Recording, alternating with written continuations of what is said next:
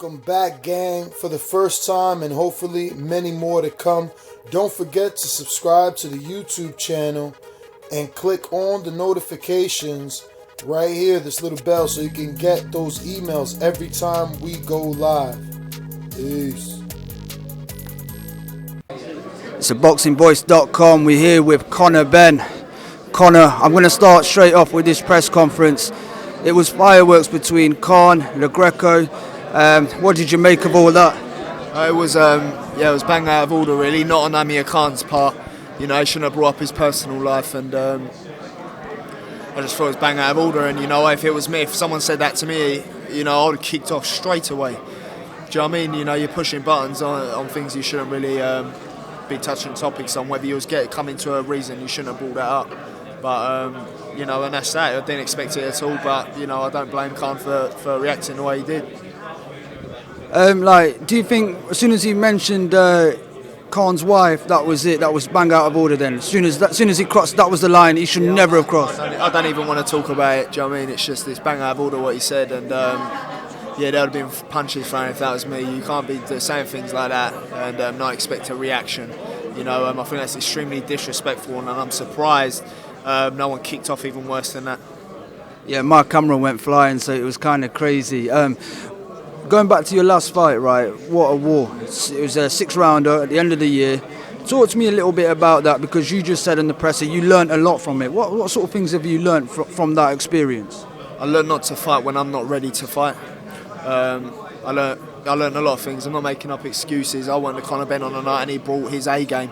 You know, I was jet lagged, I was burnt out, and I had a severe reaction while I was in New York. I was taking steroid creams, antibiotics, ointments, and I declared it to the board over there, of course, and it was fine.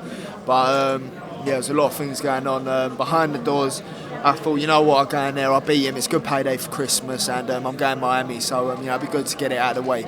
Never, ever, ever, ever, ever will I ever again go in there with that mentality. Ever. Do you know what I mean? As soon as they got hit with that 1-2 and I got put on the canvas, everything just went out the window. And you know, I didn't know I had the heart I had either. You know, the knockdown looked like it was just a flash knockdown, but no, I'm telling you, it hurt. And he was hitting me hard and it hurt. You know, so he could punch. So yeah, I was just saying, you got dropped twice. Obviously, it was the just. second one was a slip.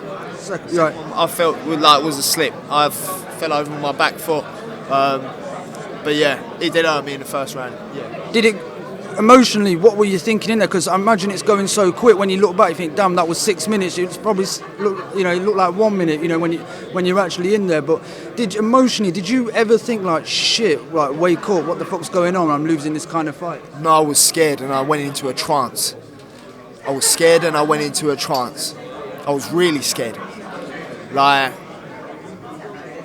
really scared. I can't describe it, but I was scared, man. And people won't say it, but I was scared. All this expectation, all this hype, all this pressure. When I mean I get pressure, I feel like pressure outside boxing and that. No, it's on me. And the York call was like a jungle, do you know what I mean? So I had to pull it out of the bag, and I did. And of course, this is going to obviously do you good stead moving forward. You know, you fought fire with fire. It was natural for you to exchange with fire yourself. Is that how you're going to continue fighting on if you're ever in that situation again? No way. But I've never been put in that position before, so I didn't know what to do. In my head, I was thinking, I'm going to let him know I'm not hurt. But I really was hurt. I thought, you know what, come on in, let's have it. Do you know what I mean? I didn't know that in me. My natural instinct was to fight back. What was I thinking? I could have got knocked out. Imagine if I obviously went 100% there, because obviously I'd just been put down.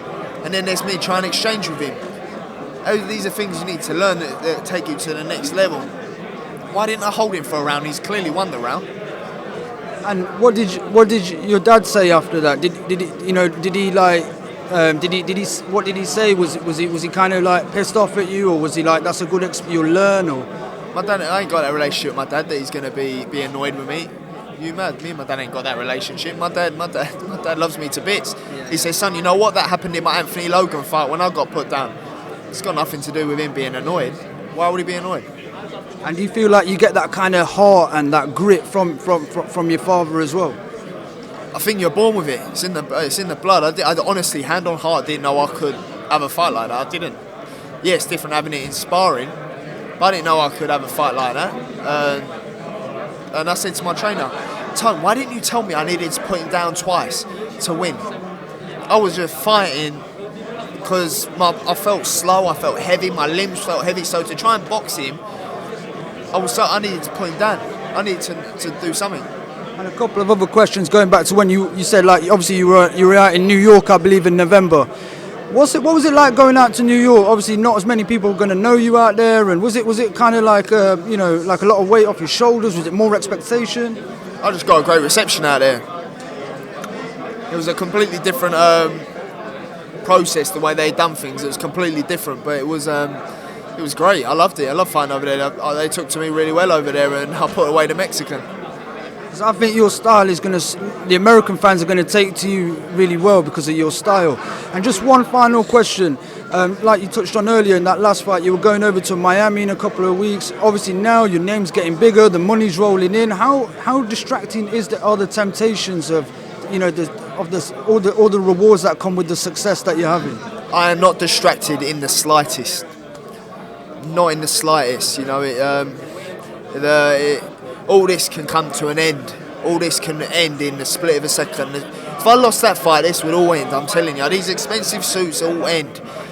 I'm aware of that. Until I got a world title around my waist, I don't really care less about the 20 grand watches and the £400 t-shirts. I could not care less. What's in there?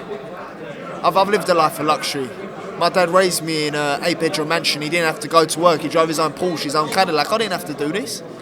It don't change now because I've got my own things. It don't change at all. The desire is to be world champion and be great and be an influence. That's the desire.